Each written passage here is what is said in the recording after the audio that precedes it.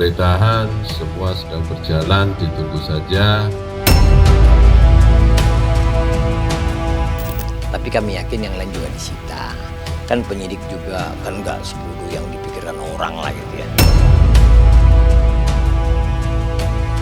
Semua kegiatan penelusuran sedang kami lakukan. Mohon ditunggu hasilnya seperti apa, nanti tentunya pasti akan kami sampaikan ke media.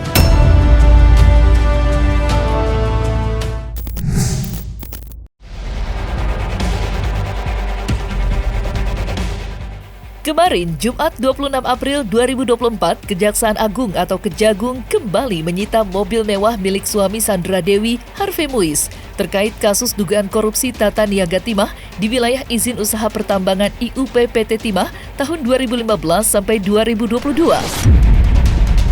Adapun 3 unit mobil mewah yang disita Kejagung, yakni 2 unit Ferrari dan 1 unit Mercedes-Benz. Kasus mega korupsi PT Timah yang merugikan negara hingga 271 triliun rupiah belakangan ini menarik perhatian publik. Tidak sedikit yang mendorong Kejagung untuk menyita seluruh aset Harvey Muiz. Dan berikut keterangan Kejagung baru-baru ini terkait penyitaan 3 unit mobil mewah milik suami Sandra Dewi. Kemarin malam, betul, tim penyidik telah melakukan kegiatan penyitaan terhadap 3 unit mobil, 2 jenis mobil sport Ferrari dan 1 mobil sport Mercedes. Ketiganya adalah milik tersangka HF.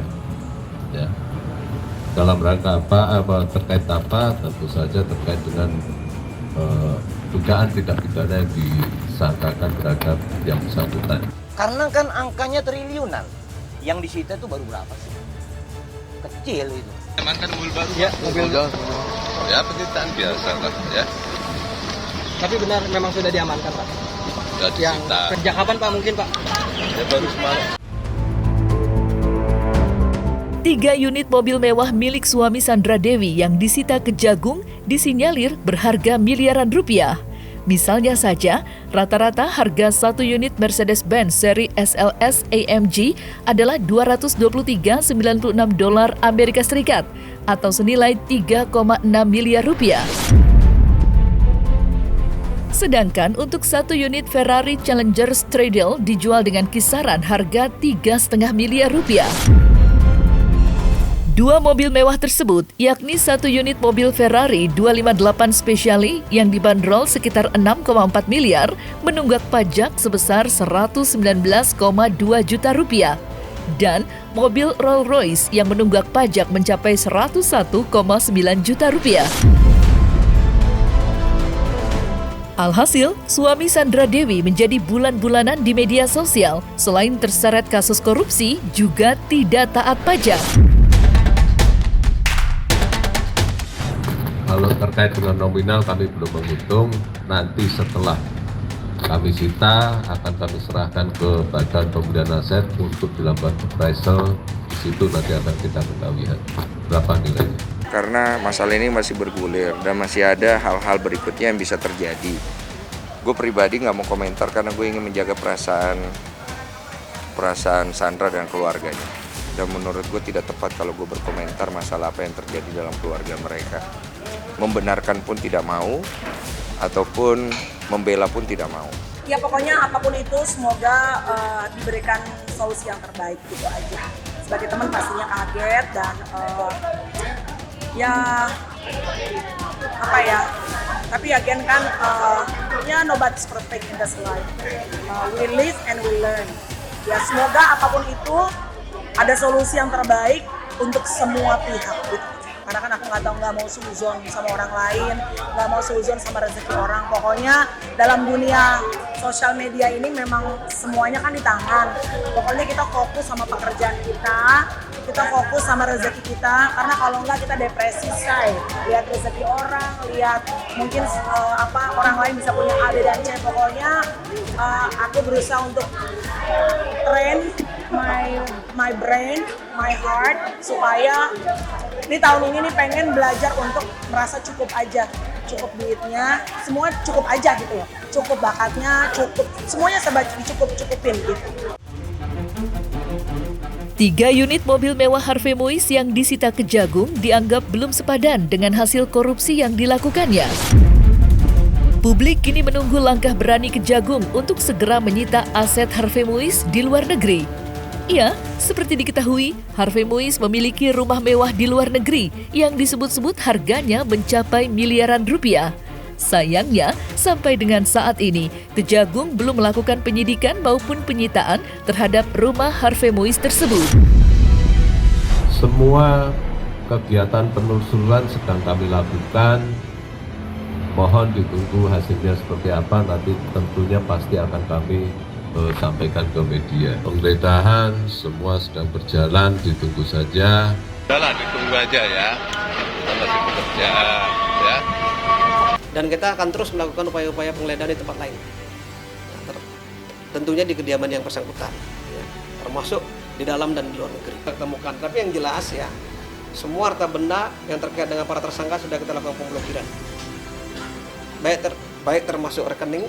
Dengan disita kan sudah sebenarnya identium itu kan.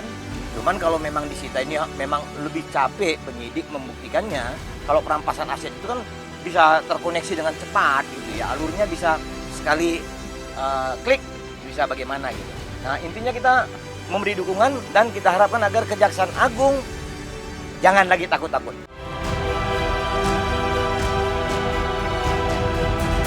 Upaya Kejagung menyita aset para tersangka kasus korupsi PT Timah tidak main-main. Tidak terkecuali aset dan harta kekayaan Harvey Muiz. Bahkan dikabarkan Kejagung sudah memblokir sejumlah rekening milik Harvey Muiz. Dari penyitaan aset para tersangka itulah beredar isu yang menyebut jika Kejagung juga akan menyasar aset Sandra Dewi untuk dilakukan penyitaan. Terkait hal itu pula, kuasa hukum Harvey Muiz, Haris Arthur Hedar, mengungkap jika kliennya dan istrinya Sandra Dewi memiliki perjanjian pranikah. Perjanjian itu disebut sudah dibuat sejak Harvey dan Sandra menikah pada 2016 lalu.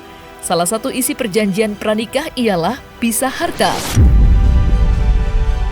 Dengan adanya perjanjian pranikah yang mencantumkan pisah harta, mungkinkah aset dan harta kekayaan Sandra Dewi tidak dapat disentuh Kejaksaan Agung untuk dilakukan penyitaan?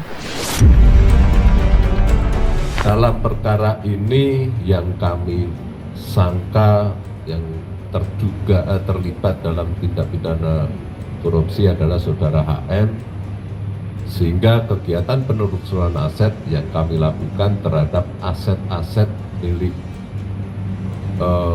HM, dan tentu saja sepanjang alirannya menyangkut ada indikasi keterlibatan atau ada kaitannya, pasti akan kami lakukan penyitaan. Tidak hanya apabila aset tersebut berada di atau dimiliki oleh siapapun, entah itu istrinya atau siapapun, sepanjang itu ada dugaan keterkaitan pasti akan kami ambil. Juga harus didalami, dipanggil dan diverifikasi sehingga semakin jelas bahwa uang hasil korupsi atau bukan. Nah, kalau memang perolehannya ternyata itu ternyata hasil dari tindak pidana korupsi, tentunya ini harus disita.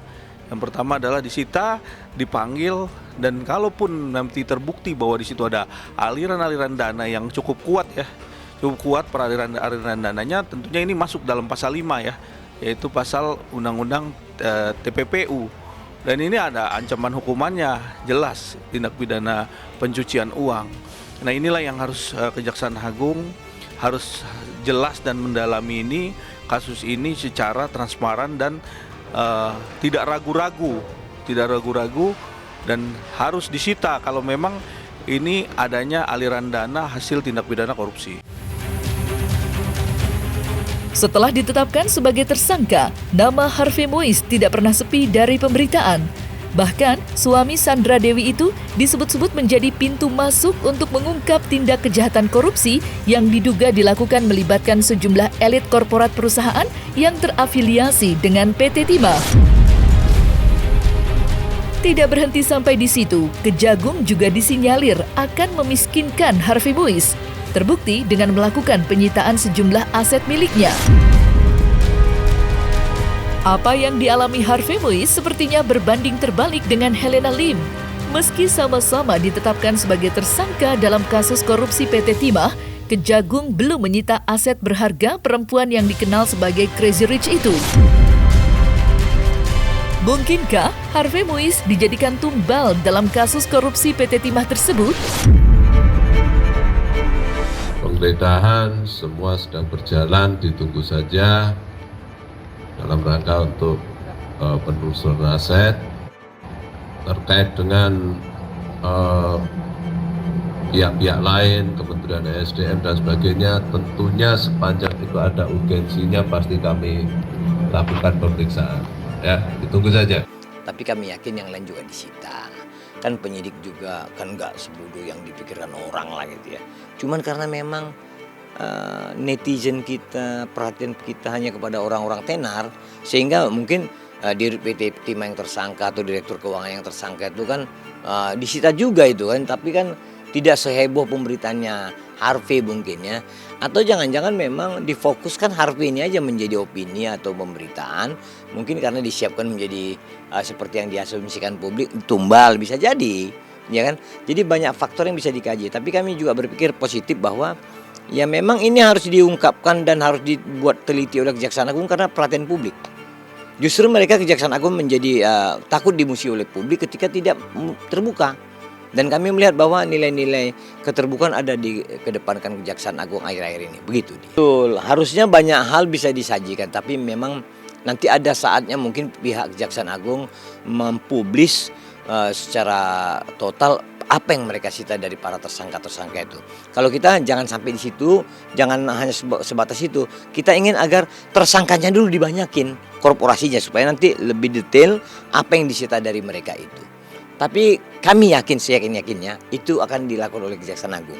Kami yakin bahwa mereka tidak mau terjebak pada pemikiran yang cetek, yang kerdil bahwa mereka hanya mampu melakukan yang kecil. Enggak.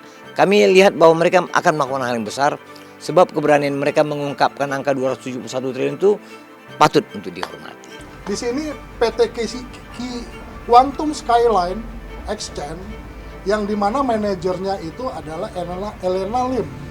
Helena Lim itu memfasilitasi dana CSR, berarti dia menerima kan. Nah, kalau kita mengacu kepada pasal 5 ayat 1, di sini disebutkan ada setiap orang menerima, ya kan, bla bla bla bla, menukarkan bla bla bla bla, dia dinyatakan sebagai orang yang melakukan tindak pidana pencucian uang. Nah, disinilah Helena Lim kena. Nah, sekarang kan kita lihat nih, ada beberapa orang lah yang sudah tercium ya kan, untuk bisa dijadikan tersangka.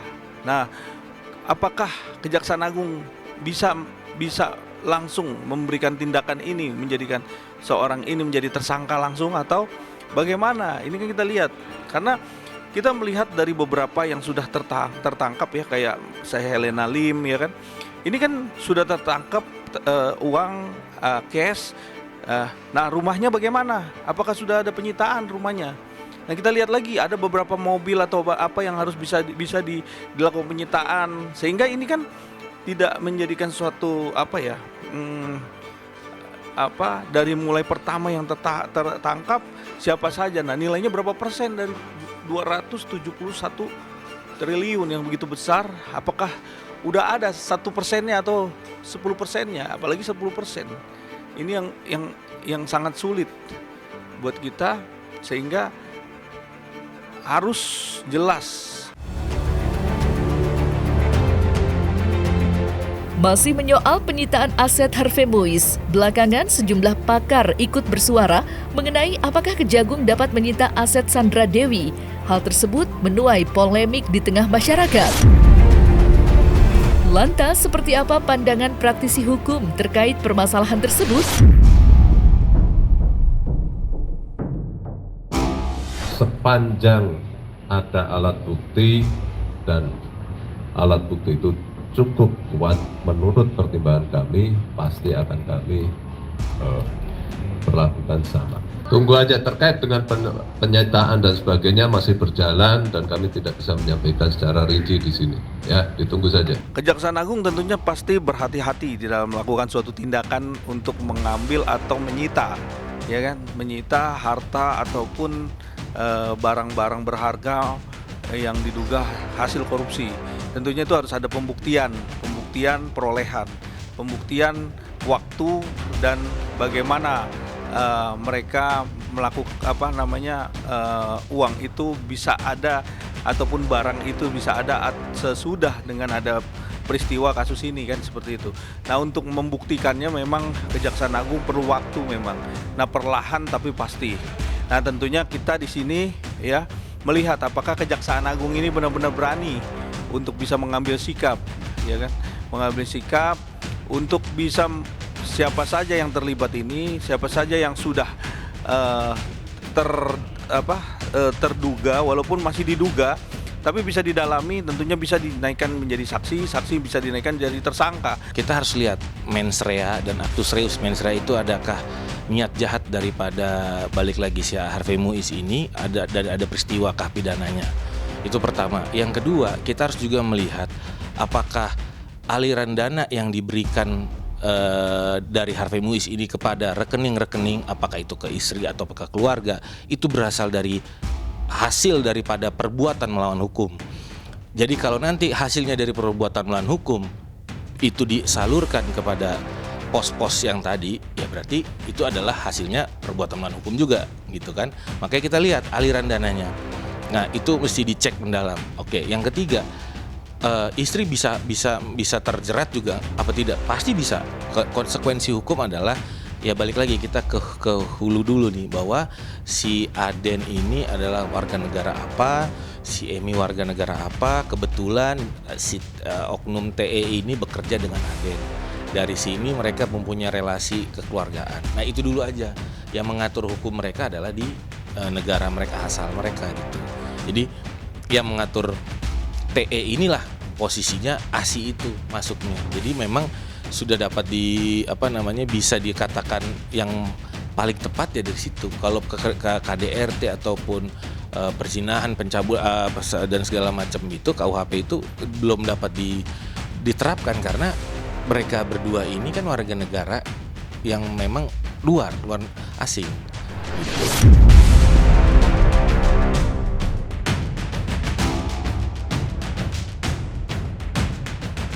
Nah, selesai sudah Cumi Lovers? Saksikan terus Cumi Camp In-Depth, kabar lengkap, mendalam, dan akurat dari narasumber terpercaya. Dan jangan lupa untuk like, subscribe, dan juga share channel YouTube Cumi Cumi.